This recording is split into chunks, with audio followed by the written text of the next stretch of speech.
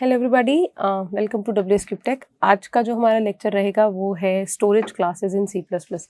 C whenever we talk about a storage class, what is actually a storage class is basically कि जब भी आप कोई data type बनाते हो या जब भी आप कोई वेरिएबल बनाते हो तो उसके अंदर उसके दो फीचर्स ऑटोमेटिकली उसके साथ अटैच हो जाते हैं। एक होता है उसका टाइप, दूसरा होता है उसका storage class. Now type is basically what type of data it will be storing and I mean the different types of data that we have already studied, जो आपके इंटीजर होते हैं, फ्लोट होते हैं, कैरेक्टर होते हैं, डबल होते हैं एंड देन सो ऑन। जो स्टोरेज क्लास होते हैं basically that is for the वो आपके एक वेरिएबल की लाइफ टाइम यानी उसका स्कोप और उसकी लाइफ को कंट्रोल करते हैं। When I talk about a particular term which is called as a scope और एक होता है लाइफ टाइम। ये दो जो हमारे पॉइंट्स होते हैं ये बहुत इंपॉर्टेंट होते हैं, स्कोप और लाइफ टाइम का। स्कोप का मतलब होता है कि एक वेरिएबल की जो एक्सेसिबिलिटी है वो कहाँ तक है, और लाइफ टाइम मतलब उसकी जो वैल्यू उसके अंदर जो स्टोर रहेगी वो कब तक रहेगी।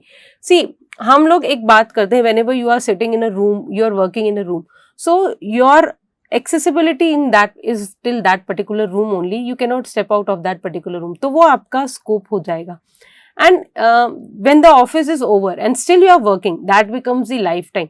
So बहुत अलग कंसेप्ट है, इसको समझने के लिए आपको ये सोचना पड़ेगा कि स्कोप मतलब होता है कि हम उसको कहाँ तक एक्सेस कर सकते हैं, किसी भी वेरिएबल को किस लेवल तक मैं उसको एक्सेस कर सकती हूँ, क्या वो मल्टीपल ब्लॉक्स में या मल्टीपल फंक्शंस में या डिफरेंट लेवल्स होता है। जब हम इनहेरिटेंस पढ़ेंगे तो वहाँ पे भी एक ही इंपॉर्टेंट कंसेप्ट आता है, बट ये एक स्कोप होता है कि वो उसको कहाँ तक आप एक्सेस कर सकते हो। और लाइफ टाइम का मतलब होता है कि जो उसके अंदर आपने वैल्यू स्टोर करी है वो कब तक परसिस्ट करेगी, क्या वो आपका प्रोग्राम खत्म हो जाएगा उसके बाद भी परसिस्ट करेगी, या एक ब्लॉक से दूसरे ब्लॉक में जब हम स्विच कर रहे हैं तब भी वो उसके अंदर परसिस्ट करेगी। So this is something which is been controlled by the storage class. Data type हम लोग नहीं बात कर रहे हैं यहाँ पे, हम लोग यहाँ पे सिर्फ और सिर्फ स्टोरेज क्लास के बारे में बात कर रहे हैं, जिसके अंदर दो इंपॉर्टेंट कंसेप्ट रहेंगे आपके, एक होगा उसका स्कोप और एक होगा लाइफ टाइम। यानी हम जो भी इसके पार्ट्स पढ़ेंगे या जो भी हम इसके टाइप्स पढ़ेंगे उसके अंदर भी हम यही कंसेप्ट को कंसिडर करेंगे कि लोकल वेरिएबल की वैल्यू कब तक परसिस्ट करती है एंड द डिफरेंट टाइप्स। तो अगर हम इनकी क्लास या हम इसके टाइप्स में जाते हैं तो हम जनरली इनको 4 to 5 मेजर टाइप्स में डिवाइड करते हैं।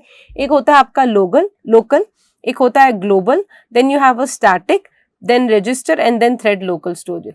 जो हमारा स्टैटिक वेरिएबल रहेगा ये हमारे पास आगे एक बड़े कंसेप्ट में हम इसको कंसिडर करेंगे, क्योंकि ये बहुत इंपॉर्टेंट जब आपके स्टैटिक वेरिएबल्स को हम यूज़ करते हैं तो ये एक बहुत मेजर कंसेप्ट रहेगा आपके क्लासेस के अंदर और भी।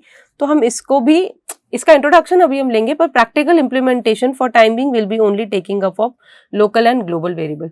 Register variable and thread local storage again practical implementation पे हम लोग इसको नहीं देखेंगे, हम लोग सिर्फ इसको एक थ्योरेटिकल पॉइंट ऑफ व्यू से समझेंगे। तो जब मैं एक लोकल वेरिएबल की बात करती हूँ तो लोकल वेरिएबल का मतलब क्या होता है कि जिस ब्लॉक के अंदर आपने उसको डिक्लेयर किया है ये उसी ब्लॉक के अंदर एक्सेस रहेगा, उसके बाद ये नहीं रहेगा, वो डिस्ट्रॉय हो जाता है, उसकी लाइफ भी वहीं पे खत्म हो जाती है। That is something which is called as a local variable. ठीक है, now this is something which is also called as an automatic variable and limited to where it is defined. ये वहीं तक लिमिट रहता है जहां तक आप इसको डिफाइन करते हो, एंड इसकी जो लाइफ होती है वो भी एज सुन एज जो उसका ब्लॉक होता है वो खत्म होता है वहां पे उसकी लाइफ भी खत्म हो जाती है। एक बार हम इसको प्रोग्रामिंग के थ्रू समझ लेते हैं तो एक आपको इम्पोर्टेंटली पता पड़ जाएगा। मैं उसी कोड के अंदर इसके चेंजेस कर देती हूँ। लेट्स सपोज मैं एक वेरिएबल ले रही हूँ इंटीजर a इक्वल्स टू 10। मैंने इसको यहाँ पे प्रिंट किया है C out the value of a is okay, और यहाँ पे वो a की वैल्यू को प्रिंट कर देगा। क्लियर। अब मैं यहाँ पे एक ऐसे ही रैंडम ब्लॉक बना रही हूँ। मैंने यहाँ पे एक वेरिएबल बनाया इंटीजर b, इसकी वैल्यू को मैंने असाइन किया 9। मैं यहाँ पे C out the value of b is, इसके बाहर आके मैं b को प्रिंट कर देती हूँ। ये हो गया आपका b। अब मैं इस पर्टिकुलर जो हमने एक छोटा सा ब्लॉक अभी बनाया, मैं उस ब्लॉक से भी बाहर आके मैं यहाँ पे अगर लिखना चाहती हूँ सी आउट b सी, अगर आप इसको लिखेंगे और आप इसको सेव भी करेंगे तो you can see that it is giving us a small red line below b, and if you see it over here, आप उसको लेके जाएंगे यहाँ पे एंड इस बबल पे अगर आप चेक करेंगे ओके, या आप इसको रन भी करके देख लीजिए। Okay, can you see that it is showing an error and B was not declared in this scope. So what does it mean? क्योंकि आपने B को उस पर्टिकुलर स्मॉल स्कोप में ही डिक्लेयर किया था, तो उसकी जो लाइफ थी वो उसी ब्लॉक के अंदर लिमिटेड है. दैट मीन्स यहां से लेके यहां तक जो है, यहीं पे बी की लाइफ खत्म हो जाती, इसके बाद आप उसको एक्सेस नहीं कर सकते. This is something which is called as a local variable. आप इसको रिमूव कर दीजिए. आप इसको यहां से रिमूव करेंगे तो ऑटोमेटिक इसकी वैल्यू सब्स्टिट्यूट हो जाएगी. ये आपका एरर नहीं होगा. मैं इसको वापस रन करके देखती हूँ. हम सेव करके रन करते हैं. Let's see now.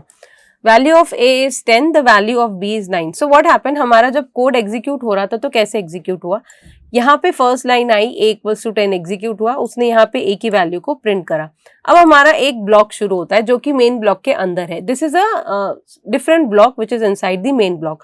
इस ब्लॉक के अंदर आपने b की एक दूसरा वेरिएबल बनाया जो कि इस ब्लॉक तक ही लिमिट रहेगा. आपने इस वैल्यू को b को यहाँ पे यूज किया, आपने उसको प्रिंट किया. एज सून एज आप इस ब्लॉक के बाहर आते हैं, ये b वेरिएबल यहीं पे खत्म हो जाता है और उसकी जो भी वैल्यू है वो वहीं पे, जो उसका स्कोप है, जो उसका लाइफ टाइम है, वो वहीं पे खत्म हो जाता है.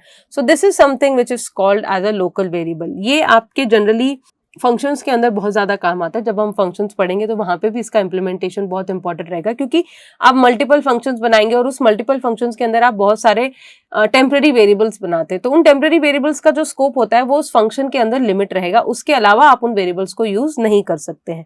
So this was your one major part. जो हम नेक्स्ट पार्ट कंसिडर कर रहे हैं वो है global variable. So this is something, if a variable is defined outside all function then it is called a global variable. And the scope of this global variable is in the whole program. That means it can be used to change any part of the program wherever it is declared. See now, जब हम global variable की बात कर रहे हैं तो ये एक अगेन बहुत ही डिफरेंट कंसेप्ट में जाएगा. इसका कहना ये है कि आप अगर कोई भी वेरिएबल को ग्लोबली डिक्लेयर करते हैं तो ये आपके सब जगह आप उसको यूज कर सकते हैं. लेट्स सपोज मैं यहीं पे ही एक वेरिएबल डिक्लेयर, हम लोग यहाँ पे भी मैं a की वैल्यू को प्रिंट करना चाहती हूँ. The value of a is okay, and मैं यहाँ पे a लिख देती हूँ. Control S and let's see will it work or not. Okay, see the value of a is 10. Now this is perfectly working fine. Why? Because a को आपने main के अंदर डिक्लेयर किया, वो इस पूरे यहाँ से लेके यहाँ तक एक्सेस है. तो this a is for time being global to this particular block. अगर आप ऐसा कोई एक वेरिएबल यहाँ डिक्लेयर कर देते बिफोर द मेन ऑल्सो, यानी आप मेन से भी पहले कोई एक वेरिएबल डिक्लेयर कर लेते integer c equals to 10. Okay, मैं यहाँ पे आती c इक्वल्स टू 10, मैं यहाँ पे आके c की वैल्यू को plus plus c, that is pre increment. Okay, and यहाँ पे हम एक वेरिएबल लिख लेते हैं endl लिख देते हैं हम. वापस c out, the value of c is okay and c. ठीक है, हम फिर से end line यूज कर देते हैं. End line is basically to break the line. Let's see is it working or not. See now the value of c, आपने उसको 10 डिक्लेयर किया था, आपने उसको ग्लोबली डिक्लेयर किया है, राइट? क्योंकि ये ग्लोबल वेरिएबल डिक्लेयर्ड है, अब आप उसको थ्रू आउट अपने प्रोग्राम में कहीं पे भी यूज कर सकते हैं. तो हमने उसको मेन के अंदर आते ही सी की वैल्यू को प्लस प्लस से इंक्रीमेंट किया. अगर मैं सेम वैल्यू को कंट्रोल सी करके मैं यहाँ पे भी पेस्ट कर देती हूँ और मैं यहाँ पे अगर सी की वैल्यू एक्सेस करती हूँ, control S, let's just run it.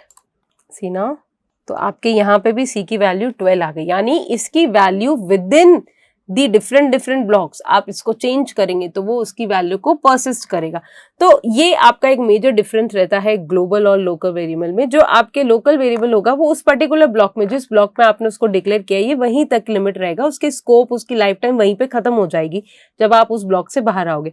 लेकिन जो ग्लोबल वेरिएबल होता है उसकी लाइफ टाइम आपके थ्रू आउट द प्रोग्राम चलेगी. क्यों? क्योंकि आपने उसको ग्लोबली डिक्लेयर किया है, आप उसकी वैल्यू को कहीं भी चेंज कर सकते हैं, आप उसकी वैल्यू को कहीं पे भी एक्सेस कर सकते हैं. So this is something your local variable and your global variable. अब आते हैं हम स्टैटिक वेरिएबल. जो स्टैटिक वेरिएबल होता है ये सिर्फ और सिर्फ inside a function where it is declared. It is similar to local variable but its life time starts when the function is called and and only when the program is end.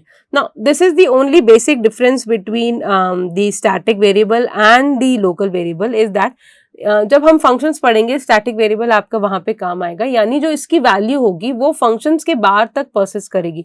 That means अगर मैं इसको इन blocks के वे में समझती हूँ तो यानी अगर आपने यहाँ पे कोई वेरिएबल डिक्लेयर किया है स्टैटिक और उसको आप उस पर्टिकुलर ब्लॉक के बाहर भी यूज करोगे तो उसकी वैल्यू वहां पे भी परसिस्ट करेगी। ये हम स्टैटिक वेरिएबल का कंसेप्ट आपके जब हम क्लासेस पढ़ेंगे उसके अंदर आपका वहां पे इम्प्लीमेंट होता है। जो आपका रजिस्टर वेरिएबल कहलाता है, this is actually deprecated, I mean we are not using this particular, और ये आपके रजिस्टर वेरिएबल्स के लिए यूज में आता है and they are very similar to the local variables और योर ऑटोमेटिक वेरिएबल्स। इसकी जो मेन एक्सेसिबिलिटी होती है वो थोड़ी फास्ट होती है as compare to the local variables, but these are not been used nowadays. अभी हम सिर्फ और सिर्फ इनके बारे में बात कर रहे हैं। जो लास्ट होता है वो होता है आपका थ्रेड लोकल स्टोरेज। ये एक मैकेनिज्म है where the variables are allocated such that there is one instance of the variable per extend thread. C thread is something, basically हम इसको ओएस में सबसे ज्यादा यूज करते हैं। थ्रेड एक particular a small set of code कह सकते हैं, या एक आपका इनिशिएट होता है छोटा सा कोई टास्क को एग्जीक्यूट करने के लिए। ये वहां पे यूज आता है जब हम ओएस की प्रोग्रामिंग करते हैं या हम थ्रेड प्रोग्रामिंग करते हैं, वहां पे इस पर्टिकुलर लोकल स्टोरेजेस का यूज आता है। तो जो हम जनरली यूज करते हैं, जो हम यूज करेंगे हमारी प्रोग्रामिंग में भी, हम तीन ही यूज करते हैं, जो लोकल, ग्लोबल और स्टैटिक को ही यूज करेंगे, जिसमें से लोकल और ग्लोबल हम समझ चुके हैं, हम उसको प्रैक्टिकली इम्प्लीमेंट भी कर चुके हैं। जो आपका स्टैटिक वेरिएबल होता है वो हम व्हेन हम क्लासेस पढ़ेंगे जहां पे हम स्टैटिक वेरिएबल्स को डिक्लेयर करके उनको यूज करेंगे, वहां पे इसका इम्प्लीमेंटेशन हम क्लियरली समझ पाएंगे। So these are basically the storage class. एक क्विकली समराइज में ले लेते हैं कि जब भी आप कोई वेरिएबल बनाते हैं तो उसके दो इंपॉर्टेंट कंसेप्ट होते हैं। एक उसका होता है डेटा टाइप, यानी वो कौन सा डेटा, किस टाइप का डेटा स्टोर कर रहा है, इंटीजर है, फ्लोट है, डबल है, whatever data it is storing. और एक स्टोरेज क्लास होता है जो उसकी स्कोप और उसकी लाइफ टाइम को डिफाइन करता है।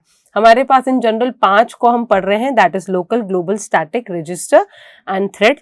जो हम प्रैक्टिकली यूज करेंगे वो होंगे सिर्फ लोकल, ग्लोबल और स्टैटिक, जिसमें से लोकल और ग्लोबल हम एक्चुअली समझ चुके हैं। लोकल जो सिर्फ उस पर्टिकुलर ब्लॉक तक लिमिट रहेगा, और ग्लोबल जो पूरा आपके प्रोग्राम में आप उसको कहीं पे भी एक्सेस कर सकते हैं if declared globally. Static variables हम जब क्लासेस पढ़ेंगे तो वहां पे हम इस पर्टिकुलर का एग्जांपल लेंगे। टिल देन आप इस लोकल वेरिएबल्स और ग्लोबल वेरिएबल्स की प्रैक्टिस करेंगे, क्योंकि यहीं पे हम सबसे ज्यादा कंफ्यूज होते हैं। अगर ये हमारा कंसेप्ट क्लियर है तो हम स्टैटिक को इजीली इंप्लीमेंट भी कर पाएंगे। Keep practising students and see you in the next lecture. Thank you everybody.